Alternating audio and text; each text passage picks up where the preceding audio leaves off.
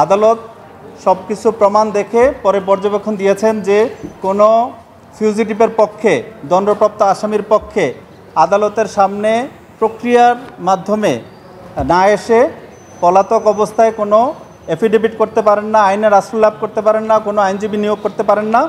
এবং পরবর্তীতে আইনজীবীদেরকেও বলেছেন কোনো আইনজীবী এই ধরনের দণ্ডপ্রাপ্ত আসামির পক্ষে এখানে আদালতে উপস্থিত হওয়া সমীচীন নয়। কোম্পানি বেঞ্চে সংযুক্ত আরব আমিরাতের কোম্পানি বেলহাসা ইঞ্জিনিয়ারিং অ্যান্ড কনস্ট্রাক্টিং এর পক্ষে একটি মামলা দায়ের করা হয় এবং সেই মামলাটি খারিজ করবার জন্য ওরিয়ন গ্রুপের এমডি জনাব ওবায়দুল করিম একটি আবেদন দাখিল করেন। যে আবেদনটি দাখিল করার সময়ে তিনি পলাতক আছেন এবং দণ্ডপ্রাপ্ত আছেন। একজন ফিউজিটিভ কখনো মামলা দায়ের করতে পারে না।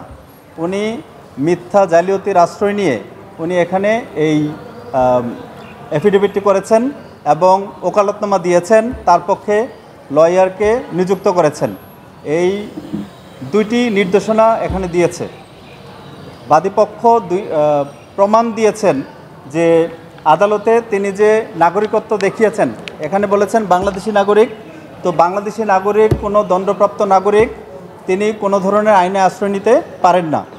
তিনি বাংলাদেশ থেকে পলাতক ছিলেন। পরবর্তীতে যেহেতু পলাতক দণ্ডপ্রাপ্ত বাংলাদেশে আসতে পারেন না, তখন তিনি আলবেনিয়ার পাসপোর্ট দিয়ে বাংলাদেশে এসেছেন।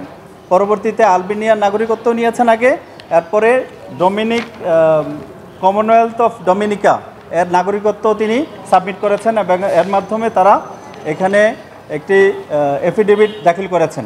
আদালত সব কিছু প্রমাণ দেখে পরে পর্যবেক্ষণ দিয়েছেন যে কোনো ফিউজিটিভের পক্ষে, দণ্ডপ্রাপ্ত আসামির পক্ষে আদালতের সামনে প্রক্রিয়ার মাধ্যমে না এসে পলাতক অবস্থায় কোনো এফিডেভিট করতে পারেন না, আইনের আশ্রয় লাভ করতে পারেন না, কোনো আইনজীবী নিয়োগ করতে পারেন না।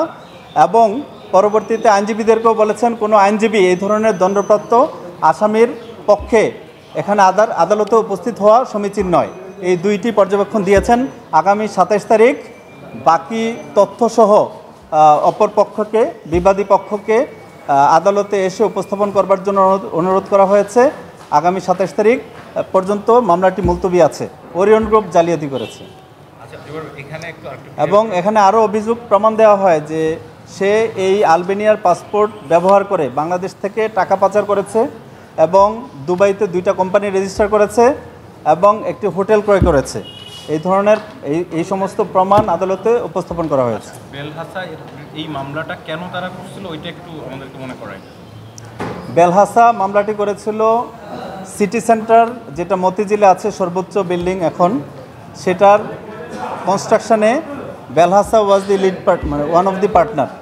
তো একসাথে যে জেবি কোম্পানিটি এই ভবনটি নির্মাণ করেছে, বেলহাসা সেখানে 25% শেয়ারের মালিক।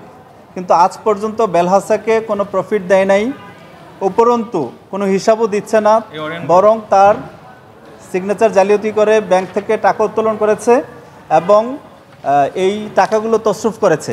এখন পর্যন্ত সেই সিটি সেন্টারের কোনো আয়, ব্যয়, ভাড়া, বিক্রি এর কোনো হিসাব বেলহাসাকে দেয়নি এবং বেলহাসাকে বাংলাদেশে আসারও সুযোগ দেয়নি। বিভিন্নভাবে মামলা এবং হয়রানির মাধ্যমে, আইনশৃঙ্খলা বাহিনীর মাধ্যমে তাদেরকে হয়রানি করা হয়েছে এবং তারা এতদিন এই ধরনের কোনো আইনগত পদক্ষেপ নিতে পারে নাই হুমকি এবং ভয়ের কারণে। এই কারণে যেহেতু এখন হুমকি এবং ভয় নাই ওবায়দুল করিমের, এই কারণে এখন বেলহাসা তাদের যে ন্যায্য পাওনা আছে, ন্যায্য অধিকার আছে, আইনগত অধিকার আছে, সেগুলো বাস্তবায়ন করবার জন্য এখন আদালতে সামনে হাজির হয়েছে এবং আমরা আশা রাখছি যে আদালত বেলহাসার যে যৌক্তিক আইনগত অধিকার আছে সেগুলো ফিরিয়ে দিবে ইনশাল্লাহ। দুবাইয়ের কোম্পানি, জি, বুর্জ আল খলিফা।